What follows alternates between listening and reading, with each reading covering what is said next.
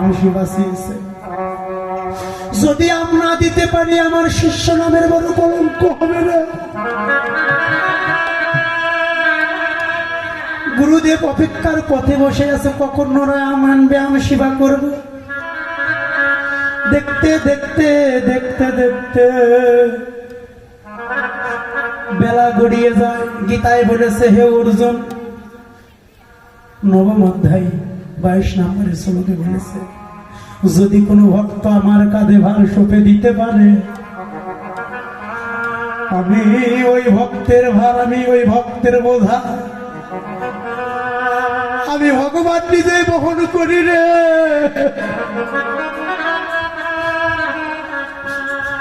ভক্তের অধীন ভগবান। মন্দিরের সম্মুখে গুরুদেব চেয়ারে বসেছিল, আর থাকতে পারল না। ভগবান ওই পাথরের আধা মাধব বালক বেশে গুরুদেবের সম্মুখে ধুলোবালির মধ্যে খেলা করে। এই বাবা, তোরা কে রে? বাবা, আমরা ও দাদু, আমরা নরোত্তমের ছেলে আর মেয়ে। কি? নরোত্তম বিবাহ করেছে? দেখ তো, তোর বাবা আমার দেখিয়েছে, কই গেল যা। ভক্তের অধীন ভগবান আমার ঘুরতে ঘুরতে দেখে তেঁতুল বৃক্ষের নিচে নরোত্তম কাঁদে। বালক দুটি গিয়ে বলে, ও বাবা, তুমি কাঁদো কেন এখানে গো? নরোত্তম বলে, এই তোরা কে? তোরা দুধের সন্তান, আমি কি জন্য কাঁদি? তোরা কি আমার মনের খবর বুঝতে পারবি? ভাবুক জানাইলেন, নরোত্তম, তুমি যারে বালক ভাবছো, যে বালক বিশ্ব ব্রহ্মাণ্ডের খবর রাখতে পারে, সেই বালক কি তোমার মনের খবর রাখতে পারে না? একবার বলেই দেখো। শুনবি, আমার গৃহে আমার গুরুদেব এসেছে। জানিস বাবা, আমার কাছে আম সেবা চেয়েছে। বলতো বাবা, কোথায় আম পাবো আমি এখন তো আমের সময় নয়। বালক দুটি বলে, বাবা কাঁদলে কি আর হবে? সে দেখো একবারে তেঁতুল বৃক্ষে গাছটা আজও আছে মুখে তুলতে। সে দেখো ওই তেঁতুল বৃক্ষে বাবা, ওই তো সে দেখো কত আম ধরে আছে তেঁতুল গাছে। নরোত্তম দেখে, কিন্তু তেঁতুল গাছে তেঁতুলি দেখতে পায়, আম দেখতে পায় না। ওই রে বালক রূপী ভগবান যখন নরোত্তমকে স্পর্শ করে, ভক্ত আর ভগবানের দুটি দেহ যখন এক হয়ে যায়, অমনি দেখে নরোত্তমের তেঁতুলের গাছে থোপাই থোপাই আম ধরে আছে।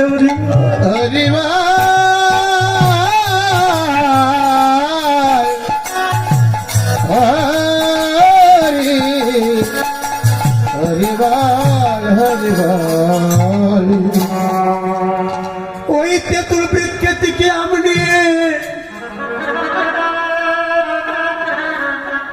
ধরো গোসাই, গুরু সম্মুখে আসেন। গোসাই ধরুন, আম সেবা করেন। হে না, তোরা আমি সেবা করবো? দেখা গুরু পরীক্ষা, সব পরীক্ষা দেওয়া যায় মা। কানে মন্ত্র নিলেই শিষ্য হওয়া যায় না, আর কানে ফু দিলেও গুরু হওয়া যায় না। হে নোরা, তুই কি করে ভাবলি আমি তোরা আমি সেবা করবো? দূর হয়ে যা, তোর মতন শিষ্যের বদল দেখা তো আমার ঠিক না। নরোত্তম বলে, গোসাই আমার তো আমার একটু দেরি হয়েছে, তাই তুমি অভিমান করেছো, তাই না? আমার তো একটু বিলম্ব হয়েছে, তাই তুমি রাগ করেছো। ধরুন গোসাই, সেবা করেন, কত কষ্ট করে তোমার সেবা লাগি আমি আম এনেছি। সেবা করতাম, কিন্তু বড় একটা দুঃখ দিলি তুই আমার। আমি দুঃখ দিলাম? কেমন দুঃখ? না, তুই না যেদিন আমার কাছে মন্ত্র নিয়েছিলি, সেদিন না তুই ফুল তুলসী তিল তামানে প্রতিজ্ঞা করেছিলি জীবনে কোনোদিন বিবাহ করব না। তুই না নিজে প্রতিজ্ঞা করেছিলি জীবনে কোনোদিন নারীর বদন হেরব না। তুই বিবাহ করলি, তোর দুটি সন্তান হলো। নরোত্তম বলে, গোসাই তুমি আমার কোন পরীক্ষায় ফেলে দিলে? আমি কবে বিয়ে করলাম, কবে আমার ছেলে মেয়ে হলো? মরা রে, আর অভিনয় করিস না। তোর ছেলে মেয়েকে আমি নিজে চোখে তাদের সঙ্গে নিজে কথা বলেছি। কই গেল তারা? খেলাধুলা করে ধুলাবালির মধ্যে খেলা খেলে মন্দিরে গিয়েছে, দেখ আমি নিজে দেখেছি। নরোত্তম বলে, গোসাই আমার ছেলে মেয়েকে আপনি আর একবার দেখবেন না? কেমন দেখবো না? চল, তোর বিশ্বাস হচ্ছে না, চল আমি যাচ্ছি। চল মন্দিরের সম্মুখে দাঁড়ায়। মন্দিরে কেহ নেই, শুধু পাথরের আধা মতো বাঁশি নিয়ে দাঁড়িয়ে আছে, আর কাউকে দেখতে পাই না। কই গেল? ভালো করে খোঁজে, আমি নিজে চোখে দেখেছি। ধুলাবালির মধ্যে খেলা খেলে মন্দিরে এসেছে। নরোত্তম বারবার খোঁজে, এদিক ওদিক খুঁজতে খুঁজতে যখন আমার রাধা মাধবের দিকে লক্ষ্য করে দেখে, রাধা মাধবের সর্বঙ্গ ধুলাগুলি এখনো লেগে আছে। বাবা,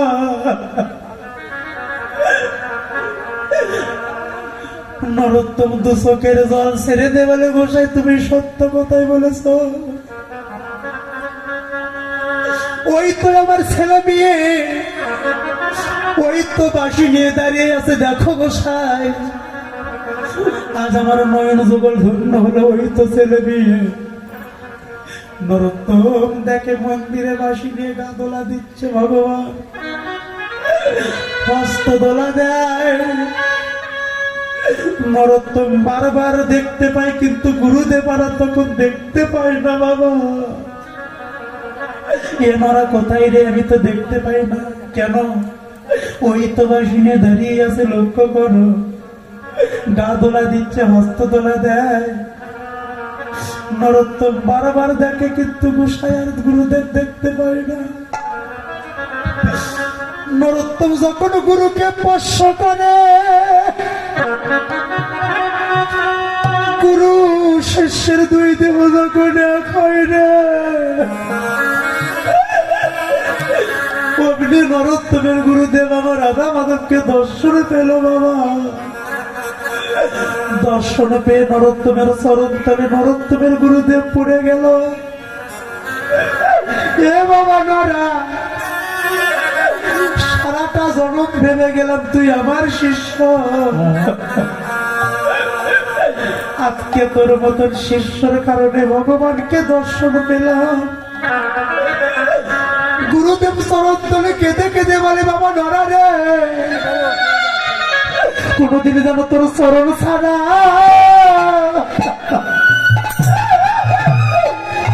আমায় করি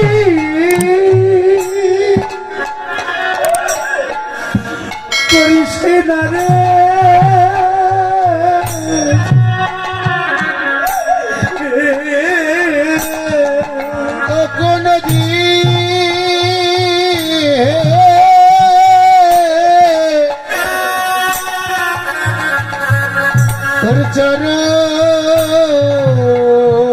চরণ সারা আমায় করি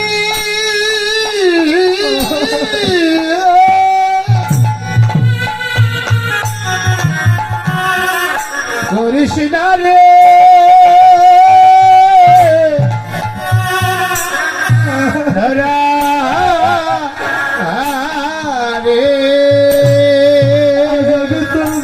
শিষ্যের কারণে আমি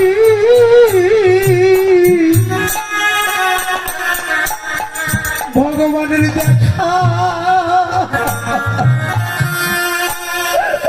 দেখা পেলাম। কোনদিন যেন তোর চরণ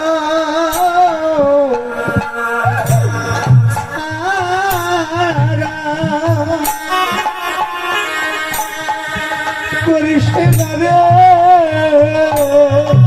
তোর মতো শিষ্যের কারণে ভগবানে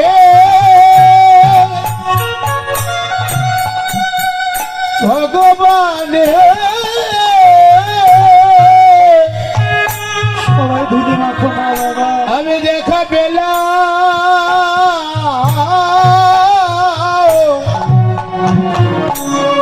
ওদের সঙ্গ চরণ ছাড়া আমায়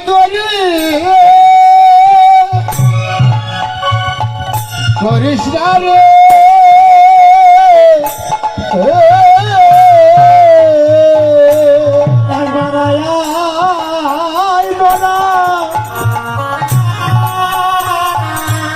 আমার পক্ষে আয় রে। ও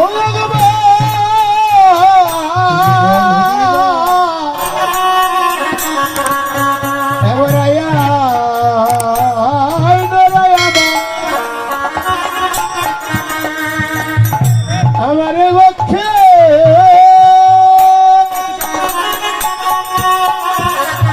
পক্ষে আই রে।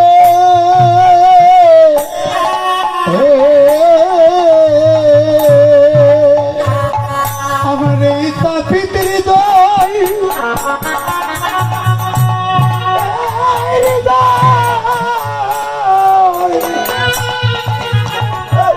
আমি শীতল শীতল করি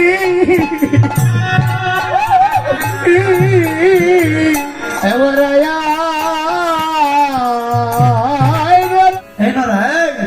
তুই রাজার সন্তান, তুই এত নিচু কাজ কি জন্য করিস? গোসাই 12 বছর হয়ে গেল, গুরু মন্ত্র হয় নাই এখনো। কেন নরা গুরু মন্ত্র নিবি তাই এত নিচু কাজ করবি? তাই বলে যা পদ্মা নদী থেকে স্নান করে তোকে আমি আজকে মন্ত্র দিয়ে দিব। যা পদ্মা নদী থেকে স্নান করে এসে দাদার সঙ্গে তিলক দিয়ে সাজিয়ে নরোত্তমকে মন্ত্র দিয়ে দিল। যা এখন দেশে যা, যা দেশে গিয়ে ভজন সাধন করে আমার যা দেওয়ার দিলাম, আর সাধু সঙ্গ কর, সব কিছু ধীরে ধীরে ধীরে ধীরে পেয়ে যাবি। হরি বল, হরি বল, হরি বল। তাই নরা নরা গৃহে এসে তাল পাতা দিয়ে কুঠির বেঁধে ওরই মতো ভজন সাধন শুরু করে। হঠাৎ করে একদিন মনে হলো রাজশাহী জেলার আম খেতে ভালো মিষ্টি লাগে, আমি শিষ্য বাড়ি যাই না কতদিন ধরে। বাংলার ভূমিতে আমার একজন শিষ্য আছে নরা, তার নাম। আমি নরার বাড়ি যাব, আমি আম খাবো। গুরুদেব হঠাৎ এসে খাড়া হইলেন, দাঁড়াইলেন। বাবা নরা রে, এ নরা, আমি একটু আম সেবা দিই। সাধুগুরু বৈষ্ণবকে দেখলে তো এমনিতে আনন্দ হয়। নরোত্তমের মস্তকে যেন স্বর্গ ভেঙে পড়ে গেল। আম কই? গোসাই, ও গোসাই, এখন তো আমের সময় নয়, আমি আম কোথায় পাবো? আম তুই কোথায় পাবি তা আমি জানি না, তোর কাছে আম শিখছে, আম সেবা দিতে হবে। পেয়ারা আপেল এগুলি এনে দিই, হবে না, আমি দিতে হবে। পারবি? যদি না পারি চলে যাব। না, অনেক দিন পর তোমার চরণ দর্শন পেয়েছি, একটু দাঁড়া। নরোত্তমে গেল আমের সন্ধানে।